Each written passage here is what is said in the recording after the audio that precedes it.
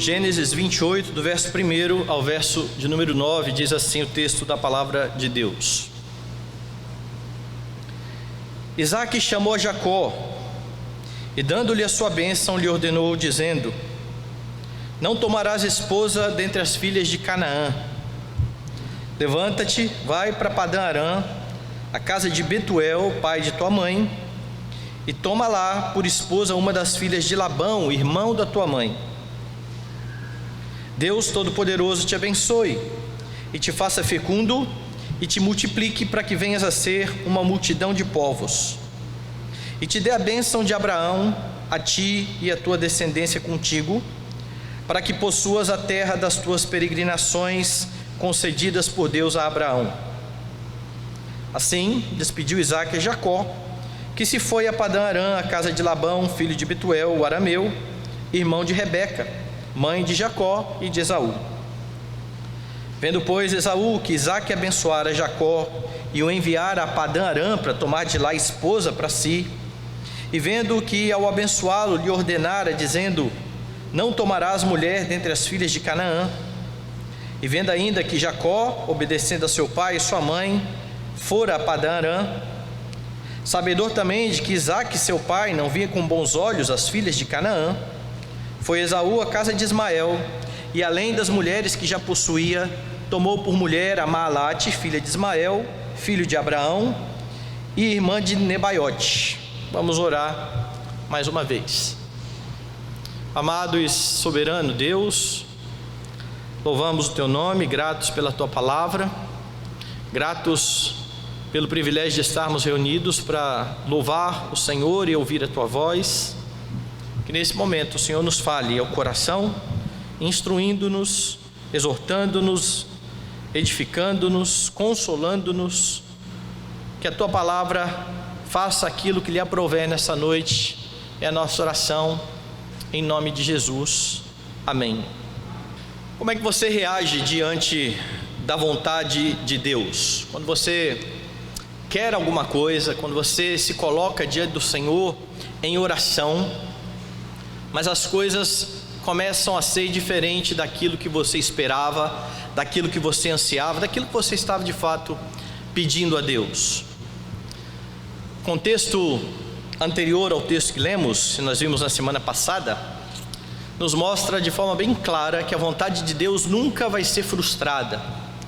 Deus sempre vai conduzir os seus planos, Deus sempre vai levar a cabo os seus decretos, e para isso Ele vai usar tanto as ações boas quanto as ações pecaminosas dos homens. É assim que Deus age em sua providência. O homem, ele não consegue frustrar a vontade de Deus, ele não consegue fazer nada contrário à vontade de Deus. E nós vimos no contexto anterior, no capítulo anterior, que Isaque e Rebeca estavam se portando de forma bem diferente diante daquilo que Deus havia anunciado. Lembra que Deus, antes de nascerem os gêmeos Jacó e Esaú, Deus já havia dito: amei Jacó, porém me aborreci de Esaú. Deus já havia feito a sua escolha, Deus já havia eleito aquele que assumiria o lugar de Isaque no pacto. Abraão teve 2 filhos, o filho que continuou o pacto foi Isaque, em vez de Ismael, o mais velho. E agora, de forma semelhante, o pacto vai continuar nos planos de Deus com Jacó. O problema é que Isaque se agradava mais do seu filho mais velho. Ele tenta então consertar o plano de Deus. Ele está para morrer, ele chama o seu filho e diz: vai lá, faça uma caça, faça uma comida saborosa como eu amo, e eu vou te abençoar.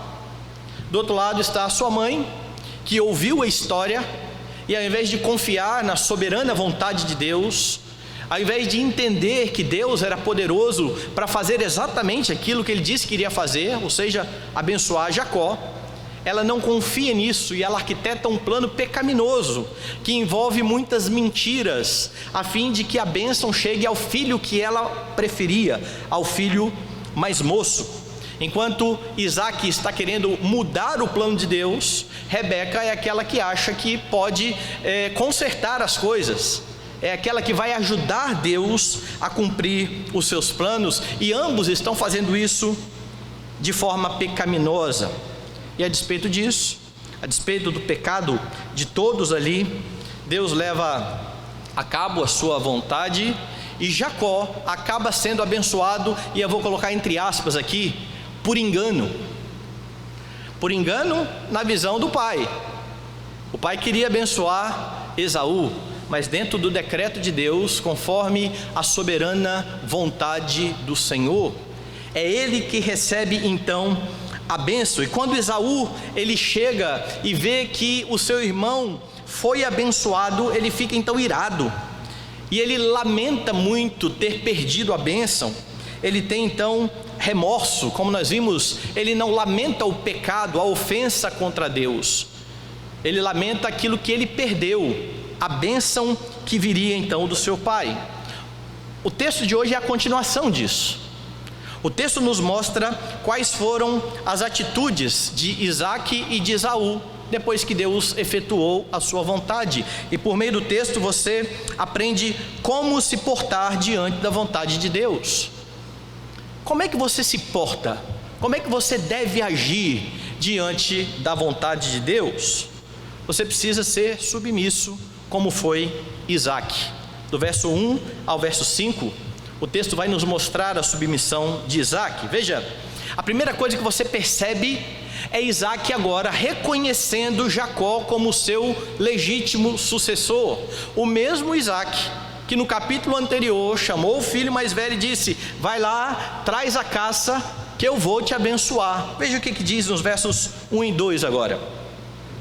Isaque chamou a Jacó e, dando-lhe a sua bênção, lhe ordenou, dizendo: não tomarás esposa dentre as filhas de Canaã. Levanta-te, vai a Padã-Arã, a casa de Betuel, pai de tua mãe, e toma lá por esposa uma das filhas de Labão, irmão da tua mãe. Isaque agora se porta de maneira bem diferente. Se antes ele estava como alguém que entendia que conseguiria consertar o plano de Deus, como alguém que conseguiria fazer algo diferente do que Deus havia estabelecido, se ele queria antes abençoar o filho a quem Deus tinha desprezado, agora, diante de tudo o que ocorreu, lembra que hoje pela manhã a gente falava de decreto, mais uma vez, e nós vimos que conseguimos saber exatamente o que era um decreto de Deus, depois que isso já passou na nossa vida. Você pode ter uma intenção e achar que Deus tem determinada vontade para a sua vida, mas isso não é fato. Isso só se torna um fato quando você vê a história acontecendo. Você pode olhar para trás na sua história e entender que tudo aquilo pelo qual você passou, todos os momentos de alegria, todas as tristezas, todos os momentos de aflição, todos os momentos em que tudo saiu de acordo com aquilo que você estava planejando, e todos os momentos em que você se viu frustrado nos seus planos, tudo isso estava debaixo da soberana mão de Deus. E agora Isaque viu que por conta de tudo que aconteceu, por meio do pecado de Rebeca, por meio do pecado de Jacó, a bênção acaba recaindo sobre Jacó. E depois dele ver que a sua trama não mudou o propósito de Deus, ele então reconhece a Jacó como o sucessor pactual. E como sucessor pactual, ele começa a dar ordenanças a Jacó. A primeira delas é: não tomarás esposa dentre as filhas de Canaã. Você precisa lembrar que a mistura de linhagens não poderia acontecer, a fim de não macular a linhagem de onde viria o Senhor Jesus Cristo, o Messias prometido. E Jacó então ordena isso a Jacó: não tomarás esposa dentre as filhas de Canaã. E esse ponto é bastante importante e claro, porque lembre-se que na semana passada o sermão estava entre os dois versículos que tratava de Esaú tomando como esposa essas mulheres que Deus não queria. Veja como que termina aí o texto, no verso 46. Disse Rebeca a Isaque: aborrecida estou da minha vida por causa das filhas de Et. Se Jacó tomar esposa dentre as filhas de Et, tais como estas, as filhas desta terra, de que me servirá a vida? Se você voltar lá no capítulo 26, o texto que está lá é: tendo Esaú 40 anos de idade, tomou por esposa Judite, filha de Beeri, Eteu, Basemate, filha de Elom, Eteu. Ambas se tornaram amargura de espírito para Isaque e para Rebeca. E o que está compreendido entre essas duas informações: Esaú tomou por esposa as filhas de Et, as filhas de Et foram amargura para o coração da sua mãe, é exatamente a história em que Isaque quer mudar o plano de Deus e Rebeca acha que vai dar uma ajudinha para o Senhor Deus. Isaque caiu em si. Isaque entende que Jacó é o sucessor. Ele diz: não tome esposas dentre as filhas de Et. A linhagem não pode se misturar. A submissão de Isaque à vontade de Deus agora faz com que ele oriente e abençoe o seu filho. Veja o que vai acontecer no verso de número 2. Levanta-te, vai a Padã Arã, a casa de Betuel, pai de tua mãe, toma lá por esposa uma das filhas de Labão, irmão da tua mãe. Deus Todo-Poderoso te abençoe e te faça fecundo e te multiplique, para que venhas a ser uma multidão de povos. Após a orientação, então, ele abençoa novamente Jacó e ele usa um título para se referir a Deus: Deus Todo-Poderoso. É um reconhecimento de Isaque: meu filho, as coisas não são do jeito que eu quero. O Deus Todo-Poderoso está fazendo exatamente o que ele planejou fazer. Que esse Deus Todo-Poderoso, que fez com que a bênção chegasse até você, a despeito de tudo que aconteceu, te abençoe. Veja a diferença de um homem em rebelião contra Deus no capítulo anterior e um homem agora em submissão à vontade de Deus. É por isso que o título aqui usado é importante. E esse é o mesmo título com que Deus se apresentou por ocasião da aliança com Abraão. Quando Deus apareceu a Abraão, o que ele disse foi: eu sou o Deus Todo-Poderoso. Curiosamente, naquele momento em que Deus se apresenta a Abraão como Deus Todo-Poderoso, foi logo depois de Abraão também ter duvidado de Deus, também ter titubeado na fé, também ter tentado fazer as coisas do seu jeito, porque Abraão tentou. Abraão, que tinha recebido a promessa de que nasceria um filho dele e que daquele filho viria uma multidão, com o passar dos anos, ele, não vendo que o filho nascia, disse a Deus: olha, o meu sucessor vai ser o meu escravo. Deus falou: não, vai ser o escravo, vai ser alguém nascido de você. Passou um tempo, a esposa disse: não tem jeito, vamos dar uma ajudinha para Deus, tome aqui Agar, a minha serva, você vai ter um filho com Agar, e por meio de Agar eu vou trazer filhos ao meu colo. E Deus de novo vai dizer: não, não é Ismael. E ele vai aparecer a Abraão dizendo: eu sou o Deus Todo-Poderoso. Abraão, confie em mim, confie na minha promessa. Abraão, lembre de que eu posso fazer o que eu estou dizendo que vou fazer. E agora, depois deste momento em que Isaque também tentou fazer diferente da vontade de Deus e viu que não é possível fazer isso, que não é possível desafiar o Deus de toda a glória, ele reconhece: este é o Deus Todo-Poderoso, que ele te abençoe. Esse título aponta para o entendimento de que Isaque,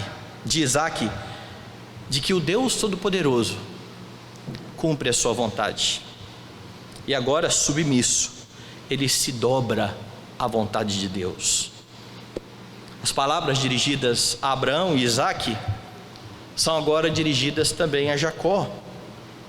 A bênção consiste em ser fecundo e ser uma nação poderosa. Veja aí no versículo 4: e te dê a bênção de Abraão, a ti e a tua descendência contigo, para que possuas a terra de tuas peregrinações, concedidas por Deus a Abraão.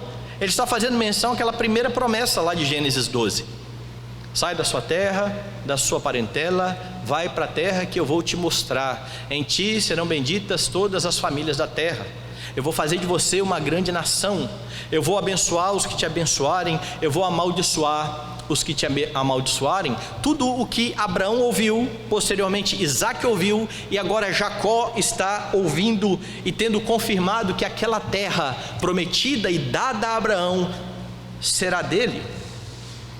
E depois de reconhecer Jacó como sucessor e abençoá-lo, Isaque então despede-se do seu filho, enviando-o até Padã Arã. Veja o verso 5. Assim despediu Isaque a Jacó, que se foi a Padã Arã, à casa de Labão, filho de Betuel, arameu, irmão de Rebeca, mãe de Jacó e de Esaú. Como é que você se porta diante de Deus? Você precisa ser submisso, como está sendo agora Isaque. Deus não nos impede, meus irmãos, desejar nada em nosso coração, exceto aquilo que Ele já proibiu na sua palavra. É lógico, você pode desejar o que você quiser, você não pode desejar aquilo que é do próximo. Isso é cobiça, isso é quebra do 10º mandamento. Você não pode desejar a mulher do próximo, o carro do próximo, nem o seu boi, nem o seu jumento, nem coisa alguma que pertença ao seu próximo. Isso não significa que você não possa desejar uma esposa. Isso não significa que você não possa desejar um carro. Isso não significa que você não possa desejar uma casa. Dentro daquilo que não está proibido, você pode desejar. Não há problema no que você deseja, não há problema naquilo que você pede em Deus. Lógico, seguindo os parâmetros que o Senhor estabelece na sua palavra. Nós pedimos para a glória de Deus, esse é o parâmetro. Mas dentro disso você pode pedir o que você bem entender, lembrando que quando Deus responder a sua oração, nem sempre será do jeito que você quer. No caso de Isaque, ele nem orou a Deus porque ele sabia que não era essa vontade de Deus. No caso de Isaque, ele está deliberadamente tentando desobedecer a Deus, mas quando ele vê que Deus está fazendo o que quer, ele agora se submete. E assim nós devemos ser quando nós buscamos a Deus em oração, quando nós buscamos a vontade de Deus, e por vezes Deus faz diferente daquilo que nós queremos. E você tem um exemplo disso na pessoa de Cristo. Jesus ensinou aos seus discípulos: quando vocês orarem, vocês vão orar assim: Pai nosso que estás nos céus, santificado seja o teu nome, venha o teu reino, seja feita a tua vontade. Então o direcionamento que Jesus dá aos seus discípulos na oração é que nós pedimos que seja feita a vontade de Deus, pois o Senhor Jesus, antes de ir ao Calvário, se colocou de joelhos no Getsêmani, e naquele momento a sua oração foi: Pai, passa de mim este cálice. E não sem razão, ou não por coincidência, está registrada ali toda a oração de Jesus. Contudo, não seja o que eu quero, e sim o que tu queres. Ele pede, e ele submete isso ao seu Pai. Em última instância, ele estava dizendo: a vontade do Senhor será estabelecida. Jesus orou a fim de ser poupado da morte, mas ele se submeteu. Agora, abra a sua Bíblia lá em Hebreus, capítulo 5, e veja como é que o escritor de Hebreus, inspirado pelo Espírito Santo, interpreta a história. Versículo de número 7.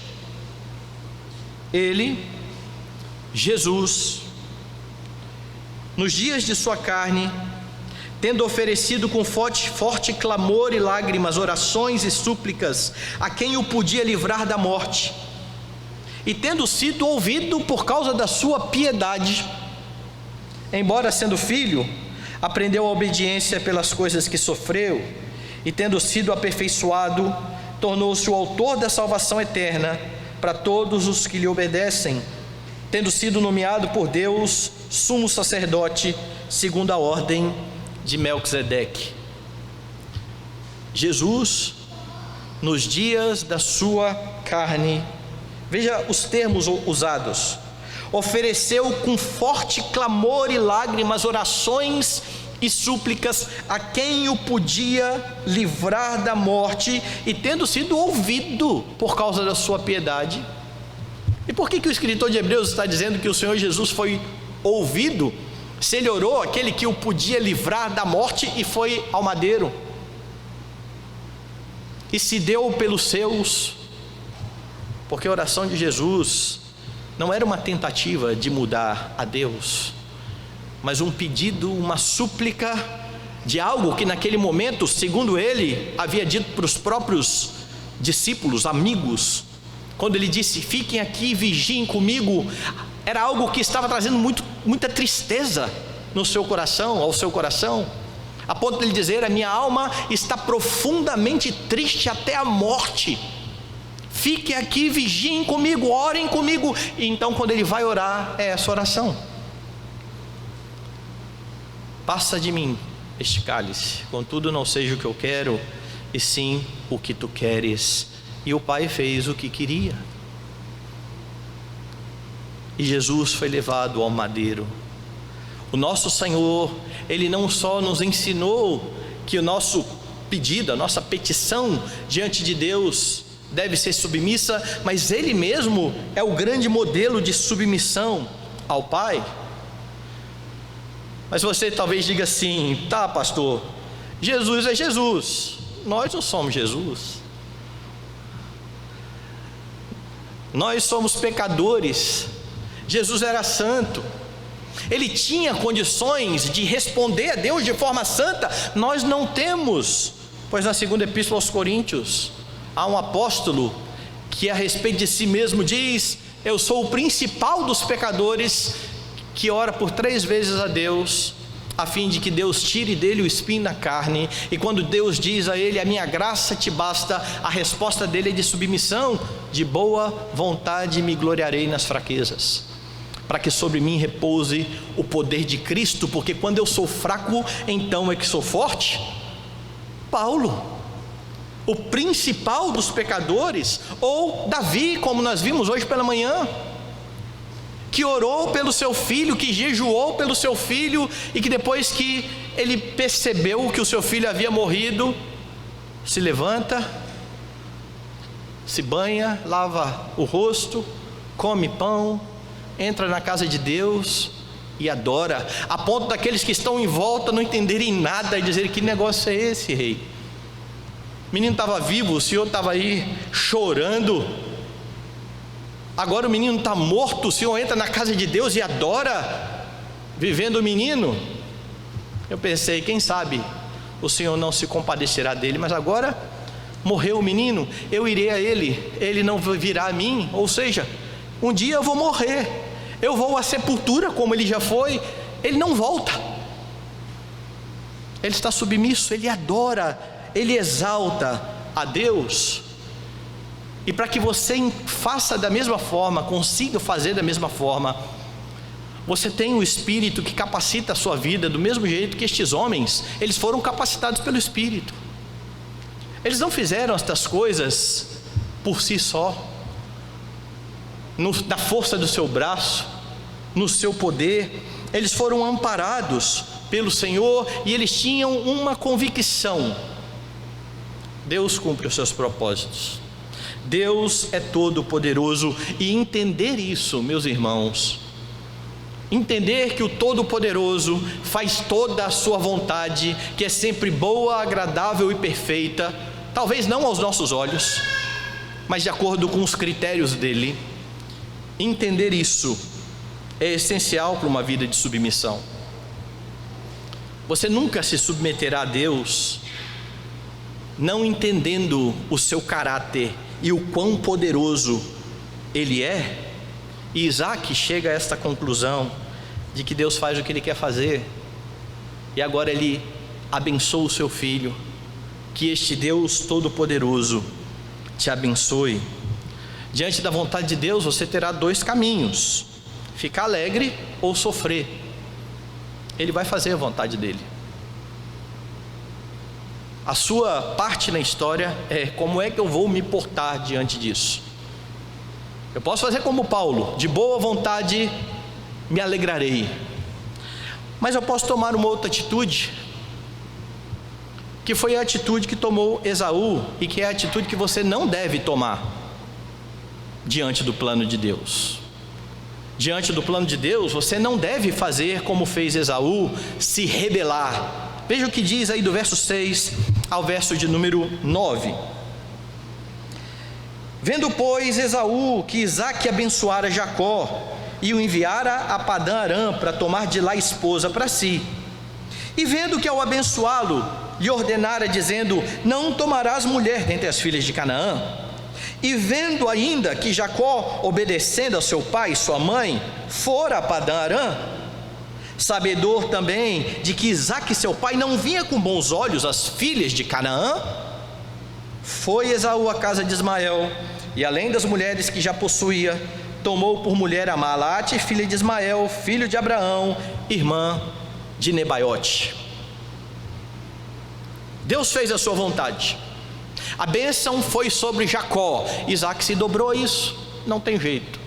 Eu até queria fazer diferente. Deus é todo poderoso. Deus não tem os seus planos frustrados. Você e eu temos. Nós fazemos muitos planos que são frustrados. E então ele se submete. E Esaú, veja o texto: vendo, pois, Esaú. E essa palavra vendo aqui, ela tem um sentido de não só enxergar, mas considerando Esaú o que estava acontecendo. Esaú olhou a situação, avaliou, fez um juízo a respeito da situação e agiu. E como é que ele agiu? De forma diferente do seu pai.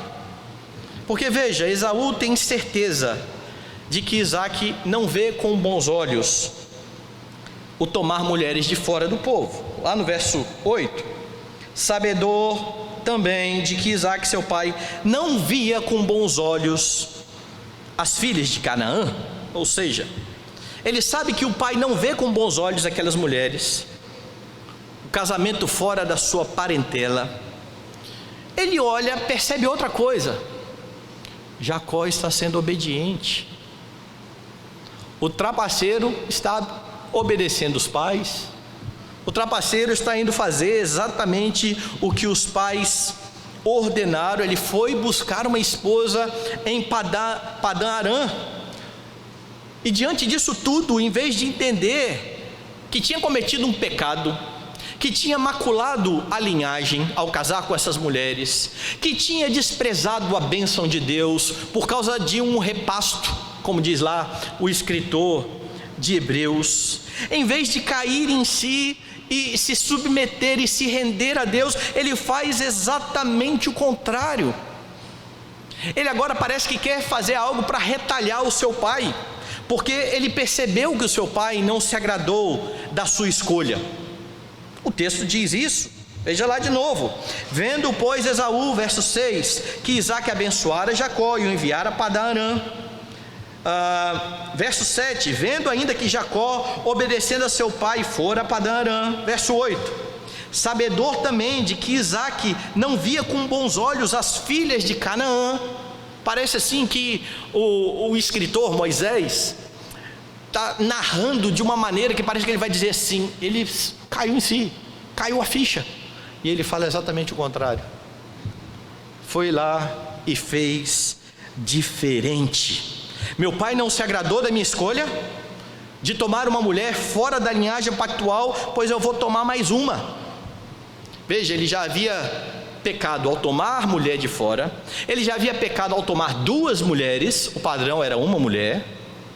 Ele já havia pecado nisso tudo, e agora ele diz: eu vou tomar uma terceira. Como eu disse, parece uma retaliação contra Isaac, pelo fato de Isaac agora ter negado a bênção que ele queria.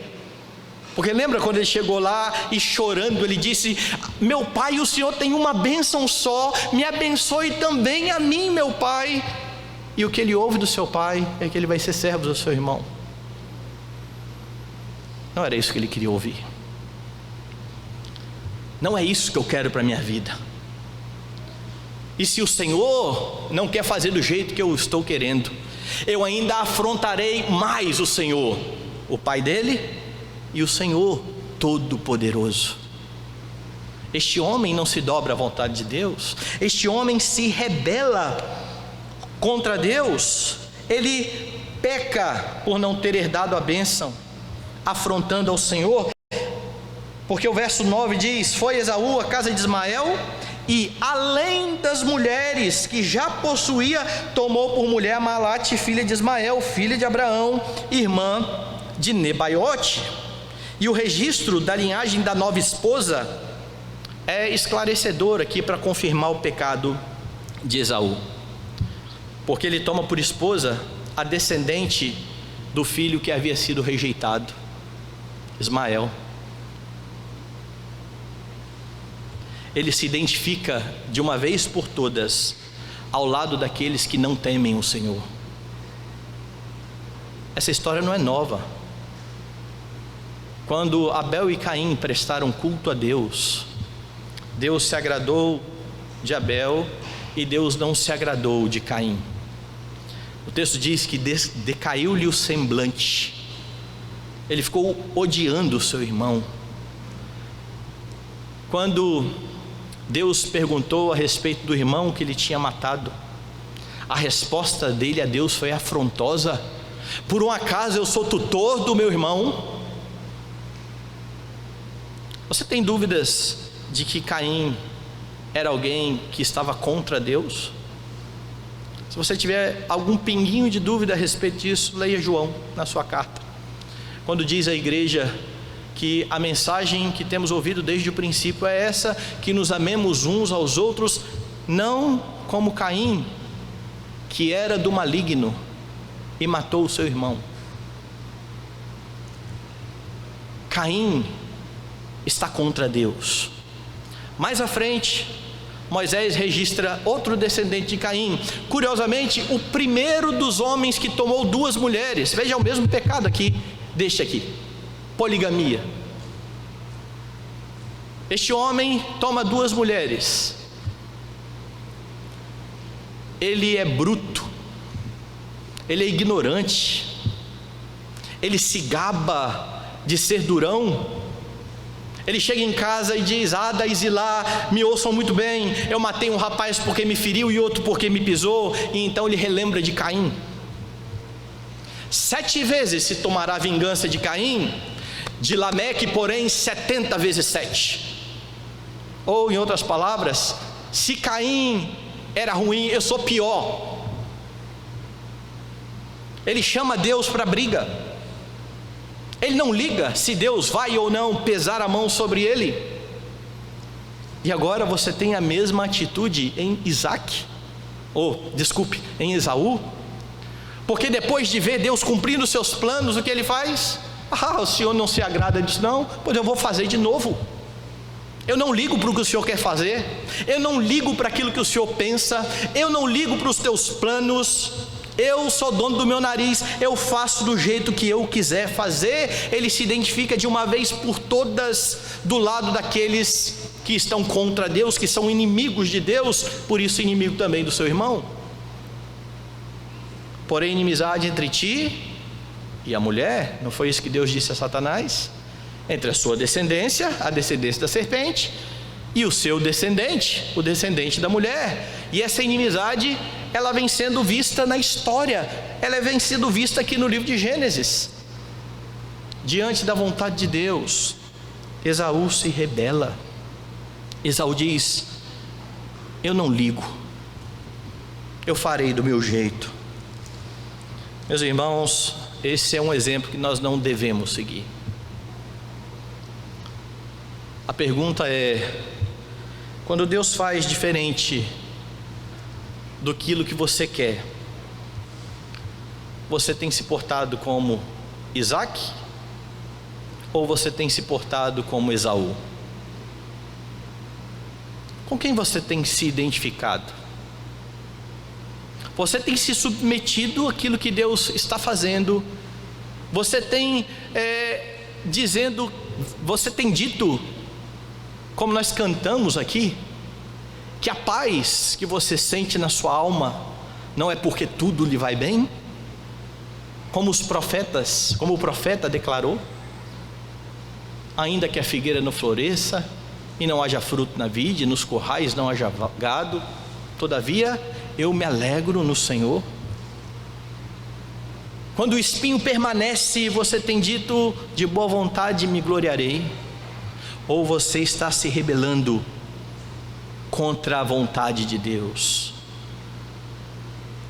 Tem um livreto precioso de um autor chamado Steve Viers, pastor Steve Viers, chamado Os Teus Planos, Senhor, Não Fazem Sentido.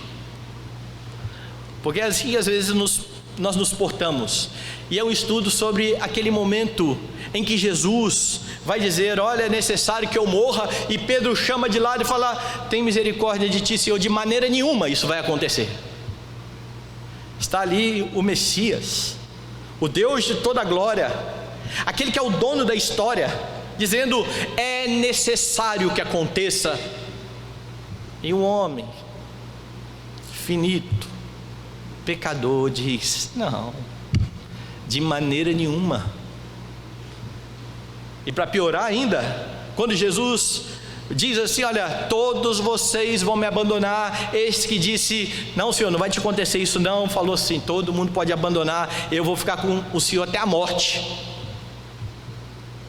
Naquele momento, na cabeça de Pedro não fazia sentido o que Jesus estava dizendo, como por vezes não faz sentido na nossa ótica pequena, limitada, perceber o que está acontecendo. Por que eu estou vivendo o que eu estou vivendo? Mas você está. O que Deus tem a dizer é: os meus caminhos são mais altos que os seus, os meus pensamentos são mais altos que os seus. Como é que você vai se portar diante do meu caminho e dos meus pensamentos?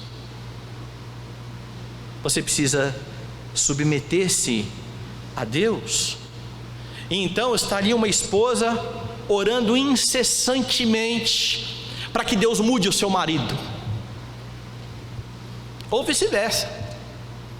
Tem um marido que ora todos os dias e jejua para que Deus mude a sua esposa, porque na verdade muitas vezes o que nós queremos é um cônjuge à nossa imagem e semelhança. Isso é verdade. Repare que muito daquilo que você pede a Deus para mudar no outro é aquilo que você já é. É como se você estivesse dizendo: Deus, transforme o outro em mim. E eu creio que se Deus muitas vezes fizesse isso, você não suportaria viver com alguém tão parecido com você.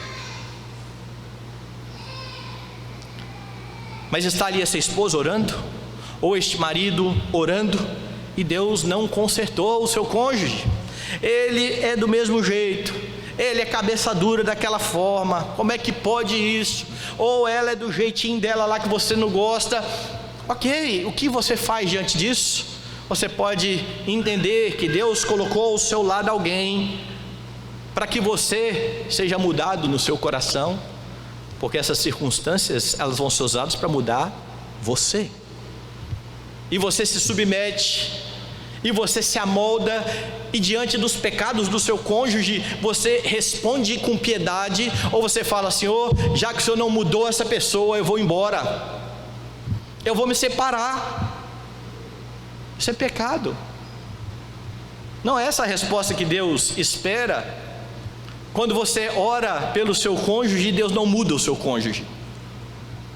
Mas quando alguém diz: não tem jeito mais de viver com essa pessoa, está fazendo semelhantemente a Esaú e dizendo: se não é do meu jeito, eu vou fazer pior.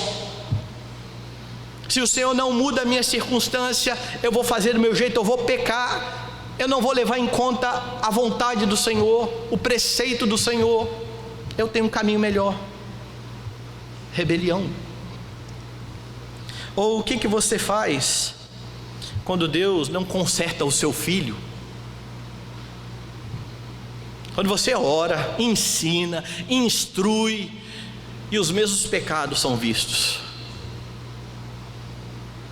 Eu posso entender que Deus vai trabalhar o meu coração por meio dos pecados dos meus filhos e me dá a oportunidade para que eu o honre, continuando a instruir o coração dos meus filhos, ou, dependendo da situação e da instância, levando os meus filhos à disciplina na igreja. Se eles pecam, não se emendam, levando os meus filhos aos presbíteros, aos pastores. Ou eu faço pior e largo de mão: não, quer fazer? Faça o que você quiser, eu não vou fazer mais nada não, e fico com raiva e ofendo. Bom, se Deus não muda o meu filho, agora eu vou fazer do meu jeito, eu vou discipliná-lo com ira, porque eu estou irritado, e eu peco contra o meu filho, e eu ofendo o meu filho. O que você faz quando Deus não permite que você tenha o emprego que você gostaria, ou a promoção que você estava esperando, ou o aumento com que você já estava contando? Oh Deus, me abençoa para que a minha empresa aumente meu salário, perceba que eu tenho me dedicado, que eu tenho trabalhado. Não há pecado nisso, nesse tipo de oração. Mas e quando não vem? Bom, não vale a pena trabalhar e me esforçar, ninguém me reconhece aqui, e eu começo então a trabalhar de qualquer jeito, a fazer as coisas de qualquer jeito, ou às vezes a deixar de fazer, a morcegar. Afinal de contas, meu salário vai ser essezinho, para que me esforçar, esquecendo que ao trabalhar, eu não trabalho para o meu patrão, eu trabalho para o Senhor. Na prática, atitudes assim são: Senhor, se o Senhor não faz o que eu quero, eu também vou pecar aqui mais, e não estou ligando para o Senhor. O que você faz quando aperta financeiramente? Como você se porta diante de enfermidade? Porque, irmãos, nós vivemos um mundo quebrado. Nós vivemos num mundo que foi afetado pelo pecado. E conforme a instrução de Jesus, nesse mundo que nós vivemos, nós teremos aflições. Mas nós temos feito o que Jesus ordena: tende bom ânimo. Não é assim que Jesus diz? No mundo tereis aflições, tende bom ânimo. Jesus não promete um caminho florido, um mar de rosas. Não, você vai ter aflições, tenha bom ânimo. Como assim? Como é que eu consigo ter bom ânimo pensando nisso tudo? Eu venci o mundo. É essa a palavra de Jesus. E nós estamos unidos a Cristo, e nós vamos vencer o mundo. É por isso que nós devemos odiar as coisas desse mundo. As coisas desse mundo não tem que ser a razão da nossa esperança, do nosso coração. Elas não podem ser o motivo da minha alegria. Porque quando eu coloco nas coisas desse mundo o motivo da minha alegria, eu tendo a ficar insatisfeito com tudo aquilo que o Senhor Deus não está me dando e que eu mereço. Porque eu sou bom, porque eu vou à igreja, porque eu leio a Bíblia todo dia, porque eu dou dízimo. Mas agora eu pedi um aumento e o Senhor não me deu. Agora eu estou passando por uma situação apertada financeira. Senhor, eu não dou mais o dízimo, eu não entrego. Já percebeu o quanto de rebelião pode haver no nosso coração diante daquilo que o Senhor está fazendo na nossa vida. Porque todas as vezes que, ao passar por tribulações e dificuldades, você escolher ainda um caminho de pecado e de fazer contra aquilo que o Senhor tem ordenado, esse é um caminho de Esaú. Esse é o caminho da rebelião. Esse é o caminho de dizer: o Senhor não entende nada, o Senhor não sabe como conduzir minha vida, eu vou levar a vida do jeito que eu quero. Se diante das circunstâncias terríveis que por vezes acontece, você murmura ou age de forma contrária à palavra de Deus, você está no caminho da rebelião. Diante da vontade de Deus, não peque, não se rebele, não faça como Esaú. Você tem um modelo de Cristo, você tem o exemplo de irmãos do passado, que por vezes pecaram como nós pecamos e nos rebelamos contra a vontade de Deus, mas que em outras vezes, com a ação do Espírito, foram piedosos, honraram a Deus. Se você está num momento de rebelião, pare, arrependa-se do seu pecado, peça perdão a Deus, comece a fazer aquilo que o Senhor tem ordenado na palavra, peça que o Espírito capacite a sua vida. Você tem o Espírito de Deus, você tem o Espírito de Deus que abençoa você para que você compreenda a palavra, e mais do que isso, que abençoa você para que você coloque em prática aquilo que o Senhor Deus tem requerido na sua palavra. Como é que você se porta diante da vontade de Deus? Você pode ser submisso, como foi Isaac, você pode se rebelar, como fez Esaú. Agora, meus irmãos, Deus ser todo poderoso, como eu disse, é essencial para que os planos dele se cumpram e para que você seja submisso. Você precisa crer nisso. Você não está agindo por conta própria, ou sozinho, ou largado nesse mundo. O Deus Todo-Poderoso está com você. Por vezes, talvez seja a hora de fazer como o salmista e bater um papo consigo mesmo e dizer: por que estás abatida, ó minha alma?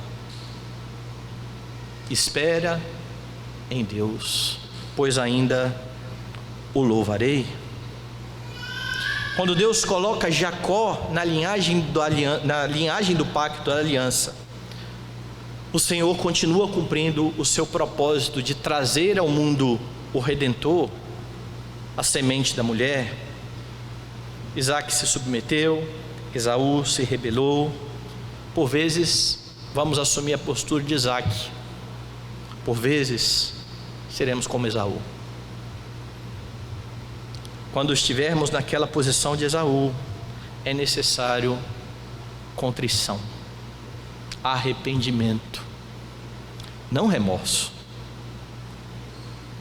não o lamentar a consequência como fez Esaú, mas é preciso, ao invés de reclamar, de praguejar, de por vezes ofender ao Senhor, nos submeter.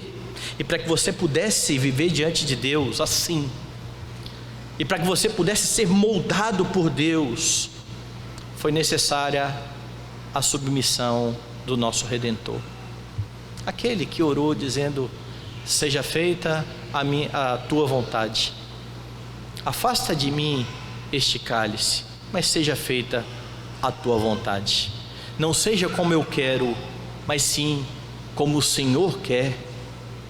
Para que você tivesse o poder do Espírito Santo que foi dado por Cristo, ele orou e foi submisso à vontade de Deus. Ele pediu para ser livrado da morte, mas foi ao madeiro, amando os seus discípulos até o fim, sendo obediente até a morte, morte de cruz. E a obra de Cristo na sua vida é a razão de você poder responder de forma piedosa, como nesse momento respondeu Isaac.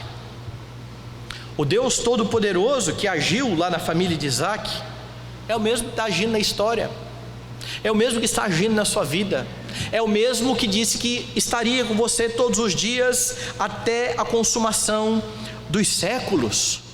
Lembra o que ele disse aos discípulos quando ele prometeu isso?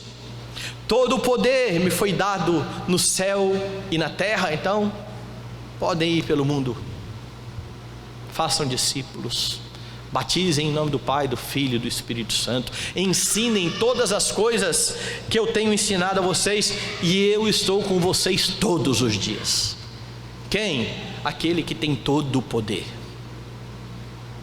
Isso precisa trazer descanso e alívio à sua alma. Isso deve levar você a louvar a Deus pela submissão de Cristo, pela sua morte em favor da sua vida. Peça então a Ele força, sabedoria e disposição, a fim de viver submisso àquele que um dia submeteu-se ao Pai, a fim de morrer a sua morte. Viva para a glória dele, na força e no poder do Espírito que Ele concedeu a você.